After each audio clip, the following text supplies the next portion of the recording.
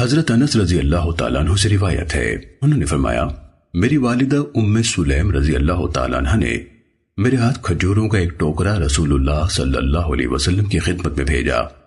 آپ مجھے گھر میں نہ ملے، آپ قریب ہی اپنے ایک آزاد کردہ غلام کے ہاں تشریف لے گئے تھے۔ اس نے آپ کو دعوت دی تھی اور نبی صلی اللہ علیہ وسلم کے لیے کھانا تیار کیا تھا۔ میں حاضر خدمت ہوا تو آپ کھانا تناول فرما رہے تھے۔ آپ نے مجھے بھی اپنے ساتھ کھانا کھانے کی دعوت دی۔ ان صاحب نے کدو اور گوشت ڈال کر سرید بنا رکھا تھا۔ میں نے دیکھا کہ نبی صلی اللہ علیہ وسلم کو کدو اچھا لگتا ہے، تو میں اس کدو کے ٹکڑے برتن کے اطراف میں سے جمع کر کے آپ کے قریب کرنے لگا۔ جب ہم لوگوں نے کھانا کھا لیا تو آپ واپس گھر تشریف لے گئے۔ میں نے کھجوروں کا ٹوکرا آپ صلی اللہ علیہ وسلم کے سامنے رکھ دیا۔ آپ نے کھجوریں کھانا اور تقسیم کرنا شروع کر دی، حتیٰ کہ ختم کر کے فارغ ہو گئے۔ سنن ابن ماجہ حدیث نمبر 3303۔